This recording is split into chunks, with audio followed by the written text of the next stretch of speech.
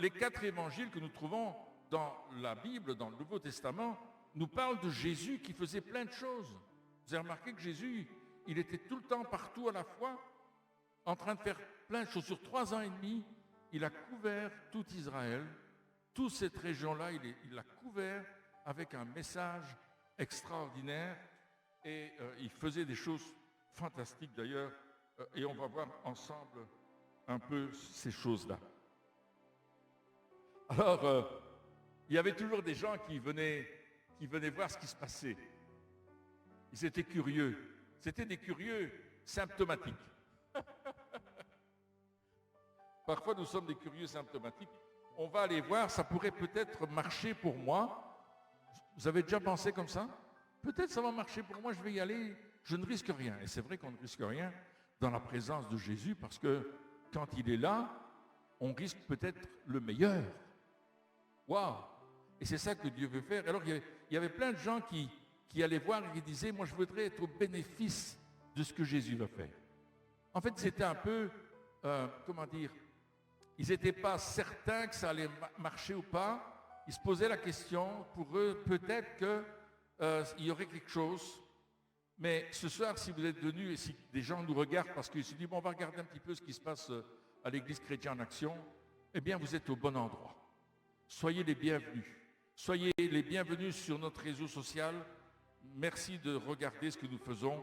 Parce que là, la parole de Dieu, elle est vivifiante, elle est tonique, elle va vous donner une nouvelle énergie dans votre corps, l'énergie de son amour et de sa présence. Et déjà, en rentrant dans ce lieu, vous sentez déjà cette présence extraordinaire de Dieu qui est là.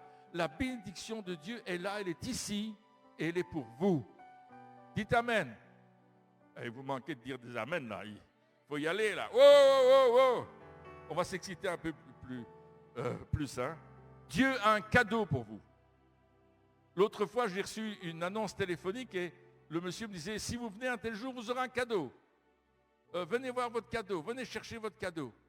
Alors, c'est toujours des babioles qui vous donnent. Hein. Vous savez, des trucs qu'ils ont récupérés, je ne sais pas moi, au marché aux puces ou je ne sais pas quoi. Mais Jésus, il a un cadeau pour chacun d'entre nous et ce n'est pas récupéré au marché aux puces. C'est vraiment le cadeau qui veut te donner à toi personnellement. Il sait exactement de quoi tu as besoin ce soir. Il sait que tu as besoin d'une guérison. Il sait que tu as besoin d'une délivrance. Il sait que tu as besoin d'une bénédiction. Il sait que tu as besoin d'une libération. Il va le faire pour toi. Amen. S'il y en a qui veulent leur cadeau ce soir. Ah, il n'y a pas beaucoup. Mais venez chercher votre cadeau tout à l'heure. Parce que Dieu a quelque chose pour nous. La Bible dit que la renommée de Jésus se répandait partout. Et on va prendre le texte qui se trouve dans Marc chapitre 1, l'évangile de Marc, on va prendre les évangiles quand même, et on va regarder ce que Marc a parlé au niveau de Jésus. Et au chapitre 1 de l'évangile de Marc, et je pense que c'est le verset 21, il faut que je vérifie ça. Non, c'est un peu plus... Oui, verset 21. Jésus va se rendre dans la ville de Capernaum. On pourrait dire, on va un petit peu transformer, Jésus est venu à Mons. Il est là ce soir. Jésus est là ce soir. C'est pas moi Jésus. Jésus, il est là, il est au milieu de nous. Et il était là un jour où il y avait une réunion. Alors ils appelaient ça le sabbat, mais nous on va appeler ça réunion. Et il entra dans la synagogue, le temple, l'église, et il va commencer à enseigner. Il va commencer à parler de la Bible, à parler de ce que Dieu faisait. Et vous savez, on a tous un chacun, un arrière-plan religieux. On a tous une religion familiale, une religion ancestrale. Il y a des gens qui me disent, moi, j'ai toujours été catholique. D'autres diront, moi, je suis orthodoxe. J'ai rencontré une personne un jour qui m'a dit, moi, je ne crois pas en Dieu ni diable. C'était à la gare de Mons, l'ancienne gare. Il est venu vers moi, il a ouvert sa chemise, il y avait un démon qui était dessiné là, un diable, et il m'a dit, je n'ai ni Dieu ni diable, mais voilà, c'est le diable ici. Oh, je dis, gloire à Dieu, je suis content de te rencontrer, Dieu t'aime. Alors lui, il était tout penaud, il croyait que j'allais avoir peur, il était grand en plus.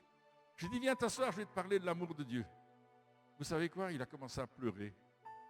personne ne lui avait jamais parlé de l'amour de Dieu. Et en fin de compte, à un certain moment, il a dit, comment est-ce qu'on fait pour rencontrer ce Dieu? Je lui ai dit, c'est pas difficile. Il est partout à la fois. Il est près de toi. Il va parler à ton cœur maintenant. Il suffit que tu lui parles. Tu l'invites dans ta vie. Et cet homme qui faisait peur, là, il a donné sa vie à Jésus. C'était extraordinaire. Jésus était là. Et puis il y a quelqu'un qui est venu me trouver parce qu'on allait nourrir les SDF à la gare à l'époque. Et on allait leur porter du café le soir, de la soupe, des tartines. On préparait tout ça. Et il y avait un groupe qui priait, il y a un groupe qui allait sur place. Et après, il y a quelqu'un qui dit, Pierre, il y a 2 hommes qui sont là dans le souterrain, là. Ils sont complètement sous et puis ils veulent se battre. Je dis, je vais aller voir ça, ça m'intéresse. Il m'a dit, tu vas aller tout seul? Je dis, ben oui, ils ne sont que 2. Moi, je suis avec une multitude. Jésus est avec moi. Alors, je suis descendu et j'ai dit, les gars, vous aimeriez boire un café? Alors, ils étaient ivres, ils avaient raté leur train, il n'y avait plus de train. Alors, je les ai fait monter, et je les ai séparés. J'en ai mis un à gauche, j'en ai mis un à droite, et je me suis mis au milieu des 2. On leur a donné du café, on avait du fort café, on leur a parlé de Jésus, et puis, il y en a un qui a dessoulé tout petit doucement, là, et puis il dit, tu sais que Jésus t'aime? Il me dit, je ne sais pas, jamais entendu parler de Jésus. Je dis, est-ce que tu aimerais que je prie pour toi? Il me dit, oui. Oui, j'aimerais que tu pries pour moi. Il dit, parce que moi, je suis malheureux. Il dit, ma femme m'a quitté. Alors je bois et j'essaye de changer ma vie. Je dis, ce n'est pas une solution, mais Jésus va t'aider. Et on a prié ensemble dans cette gare de Mons.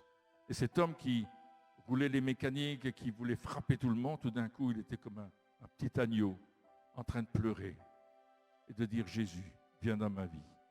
Il se repentait, il demandait pardon pour ses attitudes. Et moi, je n'ai rien fait. C'est Jésus qui lui parlait de son amour. Alors Jésus est là dans la synagogue, dans l'église de l'époque, et il enseigne, il parle, comme je vous parle ce soir. Et voilà que tout d'un coup, il y a un homme qui est dans la synagogue. Il est là depuis sa jeunesse. Il vient tous les samedis, parce que c'est le Shabbat, c'est le samedi. Et il est tout le temps présent à la réunion, mais il a en lui un mauvais esprit. La Bible appelle ça un esprit impur.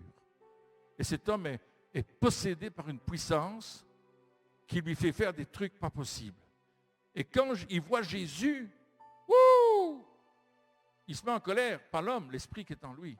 Et il commence à crier, qu'est-ce que tu veux là? Qu'est-ce que tu viens faire contre moi là? Tu es venu pour me perdre? Il sait que si Jésus est là, les puissances des ténèbres sont vaincues. Il le sait, les mauvais esprits le savent. C'est Jésus, c'est le Fils de Dieu, c'est Dieu venu sur terre, Dieu fait homme. Et là, Jésus dit, tais-toi et sors de cet homme. Et à ce moment-là, l'esprit sort de l'homme. Et les gens regardent et disent, mais ce n'est pas seulement dire des paroles, c'est aussi apporter une puissance qu'on ne connaît pas. Il y a une démonstration de la puissance de Dieu qui est extraordinaire et qui est en train de se passer là. Pas seulement des paroles, mais une démonstration de ce que Dieu veut faire. Et croyez-moi, Dieu veut le faire dans votre vie. Alléluia. Peut-être que vous êtes en train de nous regarder et vous dites, mais est-ce que je peux vraiment être délivré de quelque chose? Peut-être qu'il y a quelque chose qui vous tient prisonnier. Mais ce soir, si tu viens à Jésus, cette chose-là ne va pas rester dans ton cœur. Elle va quitter, elle va partir. Parce que la puissance de Dieu est là. Je vais raconter ce qui m'est arrivé. On revenait du Canada et on était dans l'avion à 10 000 mètres d'altitude. Là. Et à côté de moi, il y avait une dame, une militaire américaine. Elle était juste à côté de moi. Et j'ai parlé avec elle, j'ai commencé à parler avec elle. Elle rentrait ici en Belgique, elle était stationnée au Chep. Et on a commencé à parler. Et la présence de Dieu était là. Mais elle ne savait pas. Mais la présence de Dieu était en moi. C'est pour ça que l'avion tenait dans l'air. Hein? Parce que Jésus était là avec ses anges pour le tenir. Et puis voilà que je parle à elle, et puis elle me dit, oh monsieur, je dois aller aux toilettes. Je dis, je vous en prie, je me retire pour la laisser passer. Puis je m'assieds, puis moi j'avais un livre, donc je prends mon livre. Et à ce moment-là, il y a un monsieur qui m'appelle, il dit, monsieur, votre femme, elle est par terre. Il croyait que c'était ma femme. Elle était en costume militaire, en smoke, vous savez, le costume de combat. Et elle était par terre, en train de ramper dans l'avion. Alors je me suis levé tout de suite pour aller vers la dame, parce que le monsieur m'avait appelé, mais moi je sais que Dieu m'appelait pour toucher cette femme. Et quand je me suis approché d'elle, les yeux sont écarquillés. Et je me suis dit, oh, il y a des habitants à l'intérieur.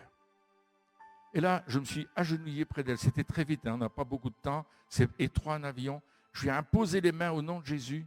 J'ai prié pour elle. Je dis, maintenant, sois libérée. Quelques minutes plus tard, le steward est arrivé. Il m'a dit, monsieur, allez vous asseoir à votre place, ne restez pas là. Et il y a un médecin qui s'occupe d'elle. Et le médecin est arrivé, il a examiné, il a dit, ben, elle n'a rien, cette femme. Madame, vous n'avez rien, vous pouvez aller vous asseoir. Et la dame, elle m'a dit, merci beaucoup, monsieur. Il s'est passé quelque chose dans ma vie. La puissance de Dieu a touché son âme. La puissance de Dieu a touché sa vie. La puissance de Dieu s'est révélée en elle et elle a été touchée, quel que soit l'endroit. La puissance de Dieu était là. La puissance de Dieu était parfaite pour toucher la vie de cette personne. Voyez-vous, c'est ce que Dieu veut faire encore aujourd'hui. Il veut agir, il veut toucher les gens. Mais parfois, c'est à nous de le toucher. Et la réputation de Jésus, sa renommée, le verset 28 nous dit ça au chapitre 1 de Marc, et sa renommée se répandit aussitôt dans tous les lieux environnants. Et alors, quand on va un peu plus loin au chapitre 3 de l'évangile de Marc, cet évangile extraordinaire, et au verset 10, il nous est dit que comme il guérissait beaucoup de gens, tous ceux qui avaient des maladies se jetaient sur lui pour le toucher. Et en fait, quand on va dans le texte original, on voit que non seulement il voulait toucher Jésus, mais il se jetait sur lui, il se jetait carrément sur Jésus. Je pense qu'ils tombaient sous l'onction du Saint-Esprit et ils étaient tellement touchés parce qu'ils voulaient être guéris. Et il y avait ce mouvement de foule. La foule était là et elle se tassait autour de Jésus, elle voulait le toucher, elle voulait l'atteindre. Et Jésus, lui, il avait compassion de chaque personne. Chaque homme, chaque femme, chaque enfant. Comme il a compassion de vous ce soir. Il a compassion de votre vie. Et il veut vous toucher, vous, ce soir. Mais est-ce que vous voulez le toucher? Est-ce que vous voulez aller vers Jésus ce soir et dire, Seigneur, je veux te toucher. Les paroles de Jésus sont esprit et vie. Les paroles de Jésus créent la vie en nous. Parce que sa parole est vivante. Sa parole est en train de toucher nos émotions. Parfois, on essaie de résister aux émotions, mais la parole de Jésus, elle pénètre notre cœur. Et elle va au plus profond, là, au lieu secret de notre vie. Nous avons tous des lieux secrets dans notre vie. Nous avons tous des endroits cachés, des endroits où nous ne voulons pas que les autres viennent. Mais Jésus, il y vient. Pas pour vous faire du mal, parce qu'il veut vous faire du bien. Il veut toucher votre vie en profondeur, parce que sa parole est esprit et vie. Et c'est ce qu'il fait ce soir.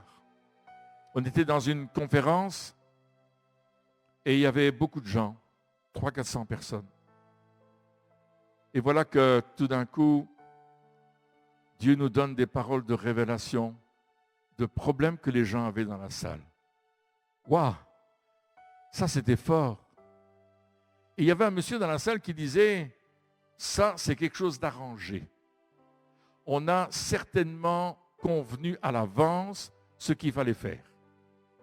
Et croyez-moi, c'est sûrement une supercherie. Il dit, moi, je ne vais pas aller. Tous ces gens-là qui s'avancent, là, ils ont convenu d'avance. Mais tout d'un coup, il y a une parole qui dit, voilà, il y a quelqu'un qui a un problème au cœur et vous avez exactement ce symptôme dans votre cœur. Et ça le concernait. Et lui, c'était un monsieur, il était paysan, il avait eu une grosse ferme. Là, il n'en avait plus, mais il avait eu une grosse ferme. Et c'est un homme qui travaillait dur. Et effectivement, il avait un problème au cœur. Et il avait un problème au niveau d'une valve, quelque chose dans ce goût-là. Et voilà que la parole de connaissance qui est donnée, c'est vous êtes un homme, vous avez tel âge, et votre valve du cœur doit être changée, mais Dieu vous guérit aujourd'hui. Alors il dit, oh non, ça c'est ma femme qui l'a dit au prédicateur. Vraiment, elle disait, ça, je peux vous garantir, mais dans son cœur, tout d'un coup, il y a eu ce sentiment que c'était lui. Et il a dit, mais il ne faut pas que je laisse passer ma chance. C'est ce soir. C'est maintenant que je dois aller vers Dieu. Maintenant, je dois me donner à lui. Maintenant, je dois aller pour recevoir ma guérison. Et tout d'un coup, il s'est levé, il est allé devant. Et il a dit, c'est moi qui ai ce problème au cœur. Et quelqu'un a prié pour lui, une des personnes qui était là. Et vous savez quoi? Il était guéri, complètement guéri. Alors, il dit, ça c'est extraordinaire. Et ce jour-là, il a dit, je veux donner ma vie à Jésus-Christ. Je décide aujourd'hui de demander à Christ de devenir mon sauveur et mon Seigneur, de changer ma vie. Waouh! Transformé. On l'a revu quelques années plus tard, chez lui à la maison. Et là, il dit, vous savez ce que je fais? Tous les jours, je vais dans la rue de ma ville. J'ai écrit mon témoignage sur un papier, je l'ai imprimé. Et je vais voir les gens dans la ville. Et je leur témoigne de Jésus. Et je leur dis ce qu'il a fait dans ma vie. Et des gens sont touchés par la grâce de Dieu. Amen.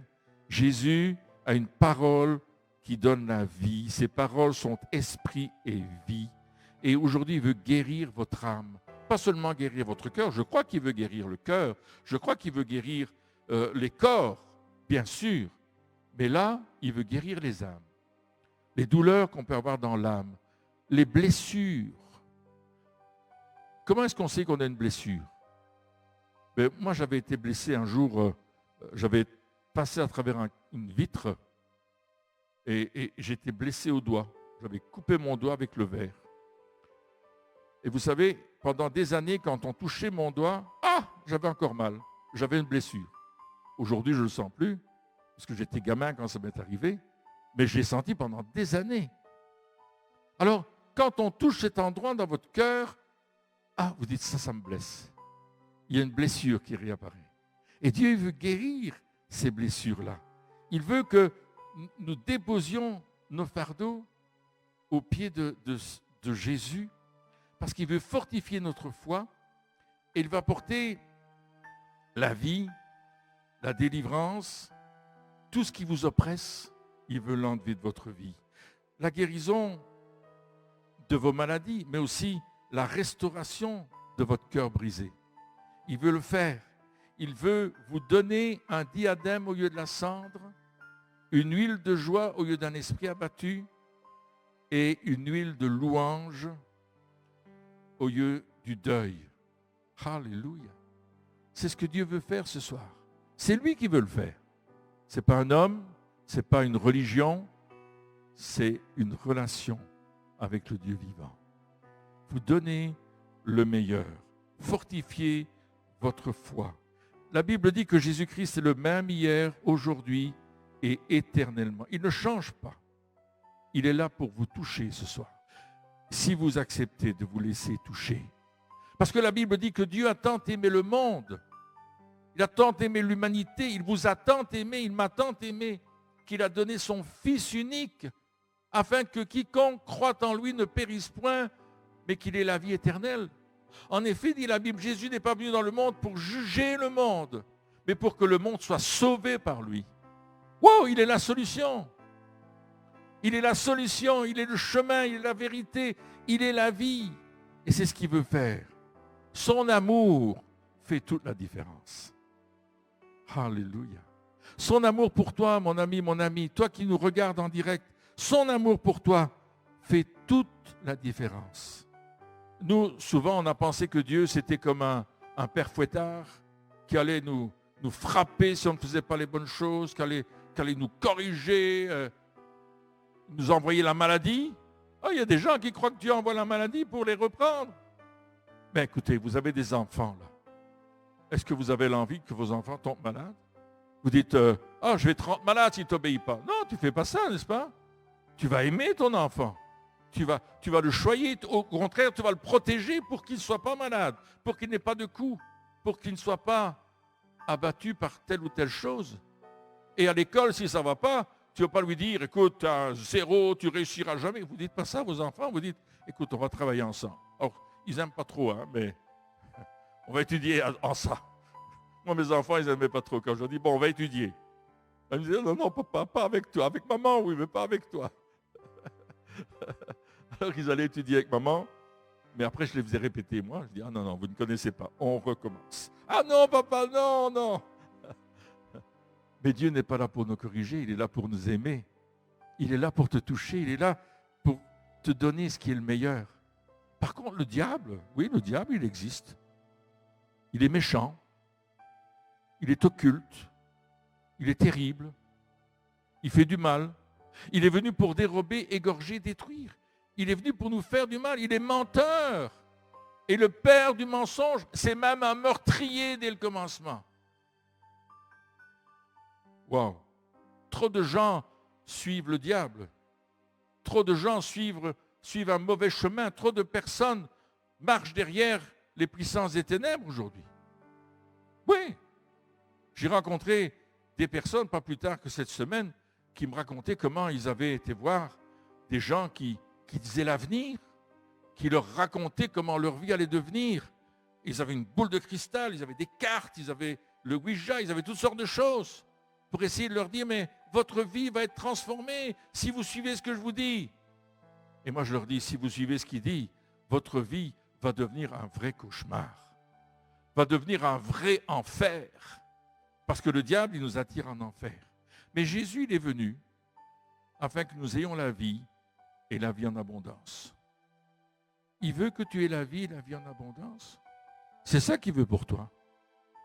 C'est ça qu'il veut te donner maintenant, la vie abondante. Voyez-vous, lorsque Christ est allé sur la croix, il nous a racheté de la malédiction. Il nous a racheté, la Bible dit, Christ nous a racheté de la malédiction de la loi. En fait, Christ a payé le prix fort pour chacun d'entre nous. Nous devions être condamnés. Nous devions être sur la croix.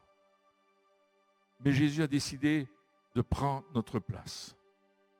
Il est venu afin que le péché qui règne dans le monde et qui règne dans notre vie quitte notre vie. Il est venu pour transformer notre vie. Cette malédiction dont il est question, il l'a complètement absorbée à notre place en mourant sur la croix. Il a tout pris pour lui, il a tout pris sur lui. Il a tout donné. Il a été percé. On lui a mis une couronne d'épines. On l'a flagellé, on l'a frappé. On l'a cloué sur la croix. On a cloué ses mains, on a cloué ses pieds. On a percé son côté. Mais il était mort pour toi. Sur la croix, il a payé le prix pour toi. Et la Bible dit que c'est par ces meurtrissures que nous sommes guéris. C'est par ces meurtrissures que nous sommes sauvés. C'est par ces meurtrissures que notre vie est transformée. C'est là le cadeau de Dieu. Je vous ai dit tout à l'heure, il y avait un cadeau. C'est celui-là. Jésus a payé le prix fort. Il est mort pour nous. On l'a mis au tombeau. On a scellé la pierre. Mais rien ne peut retenir la vie. Je vous ai dit que les paroles de Jésus étaient esprit et vie. Et Jésus est la vie. Et il avait dit ceci, celui qui croit en moi vivra quand même, il serait mort. Il a dit, je suis le chemin, la vérité et la vie. Il n'a pas dit, je suis le chemin, la vérité et la mort. Il a dit, non, je suis la vie. Alléluia. Et quand on l'a mis dans cette tombe, on a scellé la tombe et on a mis des gardiens devant la tombe. Ah, les gardiens étaient là, armés jusqu'aux dents. Ils ont dit, non, là, on ne va pas voler son corps. Ses disciples vont venir voler son corps. Les disciples, ils avaient tellement peur qu'ils s'étaient enfermés dans une pièce à double tour. Ils avaient barricadé les portes. Ils avaient fermé les portes. Ils ne voulaient pas qu'on vienne les prendre eux aussi et les crucifier.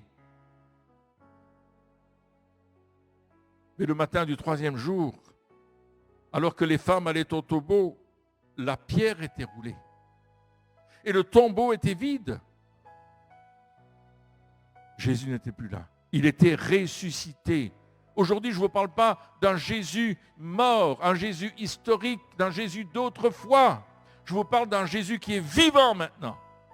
Un Jésus qui veut changer ta vie. Un Jésus qui a la vie en lui-même et qui veut venir demeurer en toi. Ta vie peut être changée ce soir si tu viens à Jésus, si tu viens à lui ce soir. Si tu lui dis, Seigneur, je veux me donner à toi. Si tu dis, Seigneur, je veux m'offrir à toi, je viens maintenant. Si vous avez Jésus en vous-même, votre vie va changer. Il va complètement toucher votre vie. Il est le Dieu des miracles. Il est le Dieu qui fait les choses qui sont humainement impossibles. Il est surnaturel, notre Dieu. Il est puissant, il est grand, il est extraordinaire. J'aimerais vous raconter une histoire qui nous est arrivée.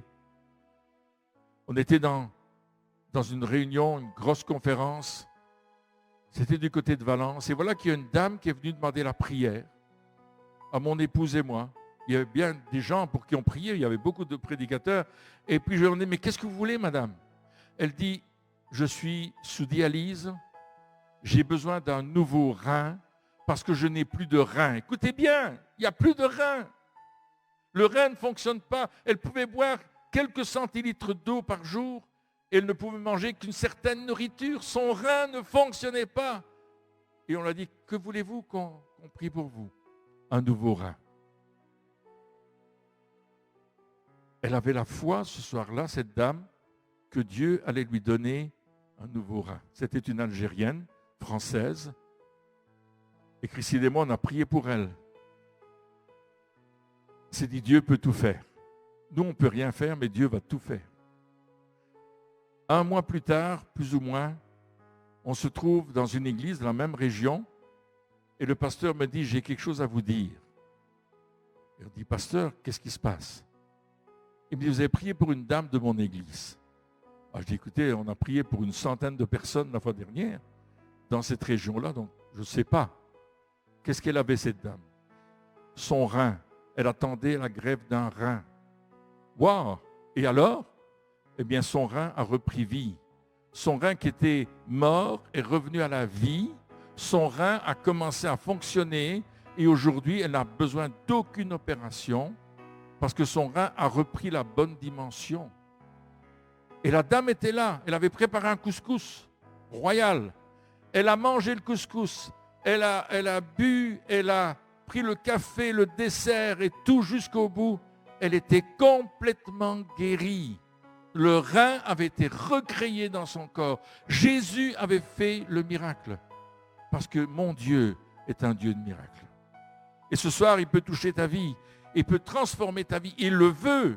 Pas seulement qu'il peut le faire, mais il veut le faire. Il veut que ta vie change. Il veut guérir tes blessures intérieures. Il veut guérir tes blessures physiques.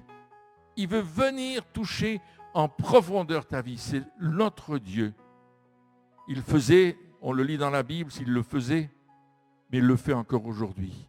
Dans une autre rencontre, on était en Amérique du Nord et voilà que on faisait une rencontre de guérison. Il y avait beaucoup de gens dans la salle. C'est une église bilingue, français-anglais. Et on priait pour les gens et voilà que il y avait un monsieur dans la salle et puis il attendait de voir s'il y avait des guérisons. Et puis les gens témoignaient que ils n'avaient plus de mal à l'épaule, ils n'avaient plus mal aux jambes, il se passait quelque chose. Il y avait une dame qui ne savait pas marcher et on a prié pour elle, elle a commencé à marcher, monter les escaliers de l'estrade et les descendre sans que personne l'aide. Et puis les gens, ils applaudissaient, ils disaient formidable parce qu'on sait que cette femme, elle a besoin d'une marchette, vous savez, ces petits déambulateurs pour avancer. Et là, elle n'a plus besoin de son déambulateur, elle était là et quand c'était la musique, elle a commencé à danser dans la louange, puis c'était waouh! Les gens disent waouh, c'est formidable. Tout d'un coup, ce monsieur qui était dans la salle, il s'est avancé, presque le dernier. Et il a dit, vous pouvez prier pour moi. Je dis, monsieur, qu'est-ce qui se passe? Il me dit, voilà, j'ai été chez mon chiropracteur, il a manipulé ma nuque et malheureusement, il l'a mal fait, enfin, il y a eu un problème. Et il y avait effectivement une bosse, une vertèbre qui était touché, qui était détaché et qui ressortait légèrement. Alors on a commencé à prier pour lui. J'ai simplement mis mes mains sur ses cervicales. Dans le nom de Jésus, je dis sois guéri. Et puis ça a fait cloc. Il a secoué la tête. J'ai dit qu'est-ce qui se passe? Il est allé, il n'y a plus de bosse. La vertèbre a repris sa place. Waouh! Alors moi je suis toujours comme un enfant. Quand je vois ça, je dis waouh! Trop bon, Seigneur. Tu fais des choses tellement grandes. Dieu avait touché cet homme. Dieu avait guéri cet homme. Il avait touché là où ce monsieur, qui était un pasteur d'ailleurs, était vraiment souffrant. Ce soir, Dieu veut toucher notre souffrance. Il veut toucher ta souffrance. Mais la première chose qu'il veut faire, c'est toucher ton âme. La première chose qu'il veut faire, c'est venir habiter en toi. Et la seule manière de le faire, c'est par la foi. De croire que si tu lui demandes et tu dis Dieu, tu as donné ton Fils unique. Aujourd'hui, je veux le recevoir dans ma vie. Aujourd'hui, je veux qu'il vienne toucher ma vie et qu'il vienne transformer mon être intérieur. Si tu invites Jésus, c'est lui qui va venir. Parce qu'il a promis que ceux qui l'invoqueraient, il répondrait. Ceux qui lui demanderaient, il le ferait. Alors, on va juste baisser nos têtes un instant. Et je vais demander à nos amis qui sont à la maison, qui nous regardent d'une manière ou d'une autre, si toi aussi tu as une blessure dans ton âme, invite Jésus dans ta vie. Et fais cette prière dans ton cœur avec moi. Tu parles sérieusement à Dieu. C'est entre toi et Dieu. Ce n'est pas moi qui veux cette prière. C'est lui qui veut te sauver. Moi, je l'ai fait il y a bien longtemps. J'avais 18 ans. J'ai donné ma vie à Jésus. Et je ne le regrette pas. Alors, fais cette prière. Seigneur Jésus, je reconnais que j'ai besoin de toi. Mon âme est blessée. Et aujourd'hui, je t'invite dans ma vie. Deviens mon sauveur. Celui qui a payé le prix sur la croix en versant son sang pour me purifier de tout péché. Viens me guérir. Viens me délivrer. Viens me donner la vie. C'est à toi que je le demande, Seigneur. Amen. Si tu as fait cette prière d'un cœur sincère, où que tu sois dans le monde, je sais qu'il y a des gens d'Amérique du Nord qui nous regardent, des gens d'Afrique qui nous regardent. Jésus est entré dans ta vie. Jésus est venu dans ton cœur ce soir. Si tu l'as invité, il est venu, il est là. Il est entré en toi. Maintenant, marche avec lui. Laisse-le conduire ta vie. Laisse-le diriger ta vie parce qu'il t'aime. Alléluia. Amen. Amen. C'est extraordinaire, n'est-ce pas? Alors, on ne veut pas s'arrêter là. On veut aller plus loin ce soir. Et on veut prier. On veut prier pour ceux qui ont des besoins. Ceux qui ont besoin d'une guérison. Tout à l'heure, j'ai parlé avec ma sœur Samantha. Elle m'a dit, moi, j'ai un problème dans ma colonne vertébrale, etc. Alors, on va prier pour Samantha ce soir. D'accord, Samantha? Tu es d'accord qu'on prie pour toi? Tu peux t'avancer si tu veux. Hein? Est-ce qu'il y a quelqu'un d'autre qui veut la prière ce soir? J'aurais besoin d'un micro sans fil, s'il vous plaît. Avance-toi là. Venez, venez. Si vous êtes dans la prière, venez. Mettez-vous devant simplement. Alléluia. Gardez votre masque, c'est bien. Si vous voulez, il n'y a pas de problème. Alléluia. Si tu as demandé à Jésus de venir dans ton cœur, avance-toi aussi ce soir. Si tu as dit, Jésus, je veux que tu viennes dans ma vie, dans mon cœur, viens. Sois pas timide, viens simplement. Et laisse Jésus te toucher. Il est avec nous ce soir.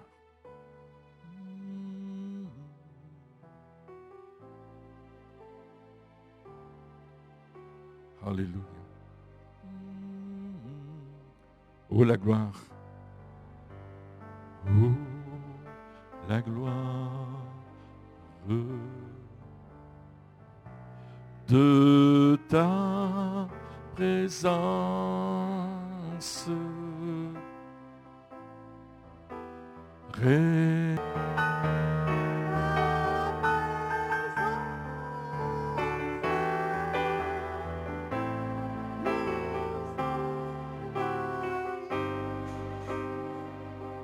Alors, je vais demander à Samantha qu'elle dise ce qui vient de se passer.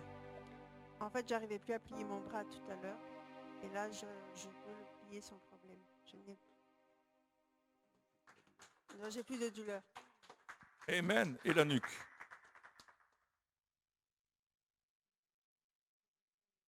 Ça tire encore. OK. Alors, de 0 à 10, combien mieux? 5. 50%. Vous voulez 100%? Qui veut 100%? Alléluia. Seigneur, au nom de Jésus, nous proclamons la guérison totale pour notre sœur maintenant. 100%, complètement guérie. Seigneur, que toutes les conséquences de cet accident de voiture n'aient plus aucun effet sur elle. Dans le nom de Jésus. Merci Seigneur. Amen. Amen, gloire à Dieu. Alors, jeune fille.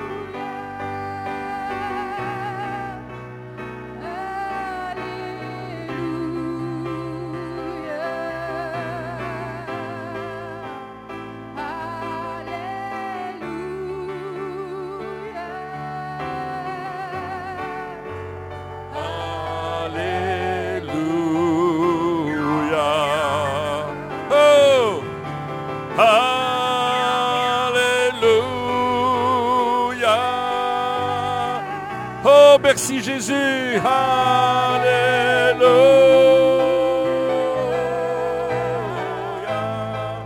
Oh, Alléluia. Alléluia. Alléluia. Oh, merci. Merci Jésus.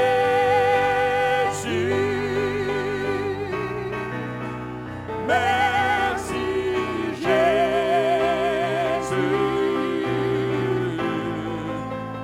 Merci Jésus.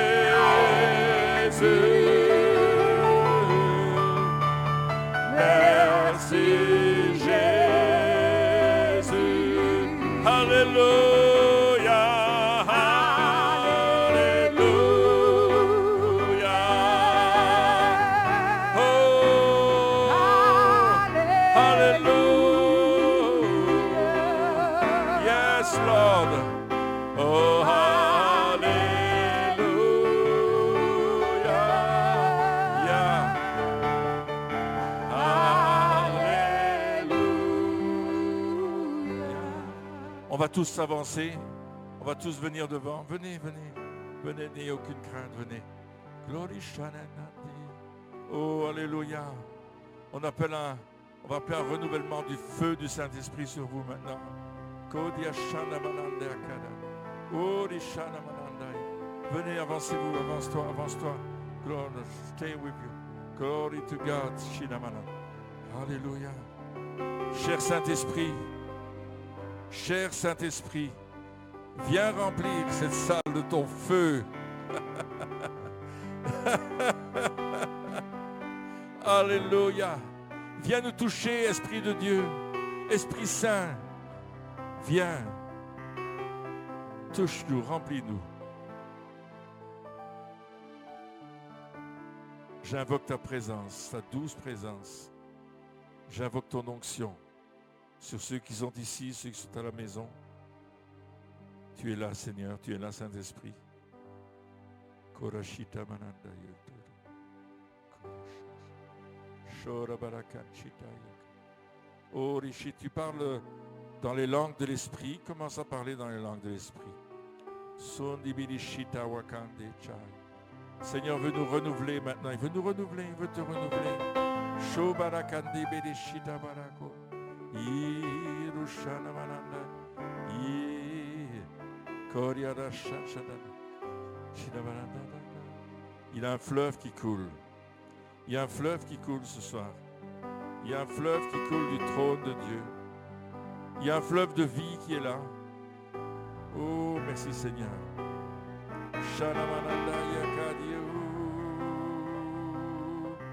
Laissez monter, laissez vos émotions se manifester.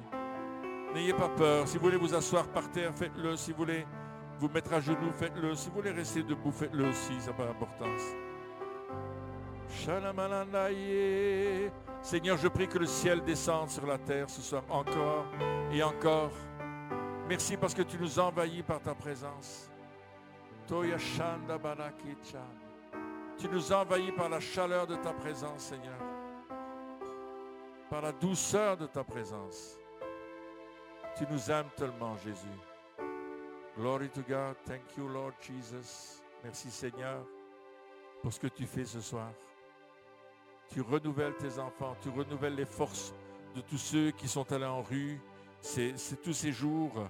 Tu nous prépares pour avoir cette marche de gloire demain dans la ville de Mons, quand toutes les églises de cette ville vont marcher des différents points vers la grande place. Je prie, Seigneur, que là où nous passons, l'onction soit tellement forte que les gens s'arrêtent pour regarder, s'arrêtent pour se mettre à genoux, pour prier, que l'onction soit tellement forte que, Seigneur, partout où nous allons passer, la gloire va se manifester. Oh, la gloire de ta présence.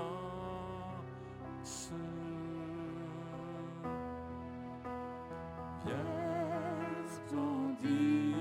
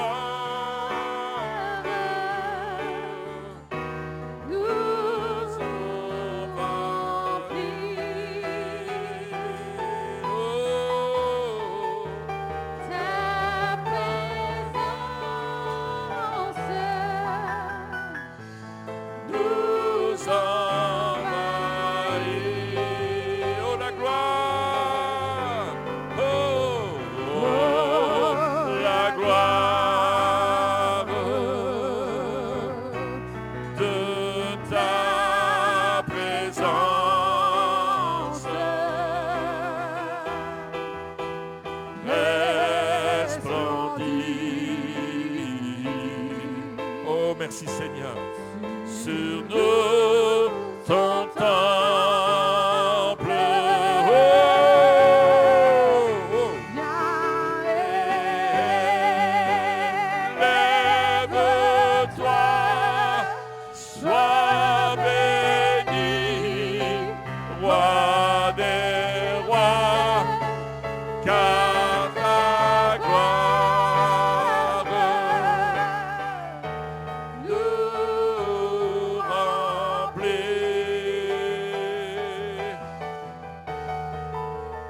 Ta présence Nous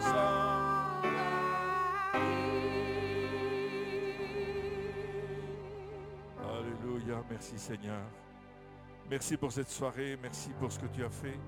Merci d'avoir touché nos vies, d'avoir touché nos cœurs, d'avoir sauvé, d'avoir guéri, d'avoir transformé.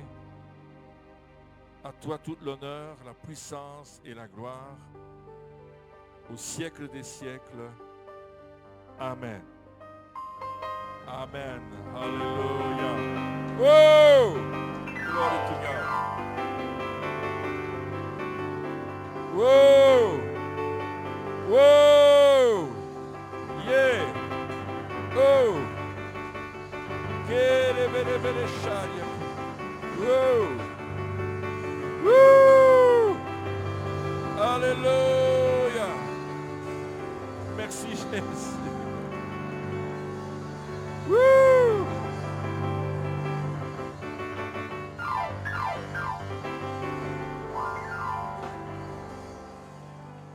Alléluia.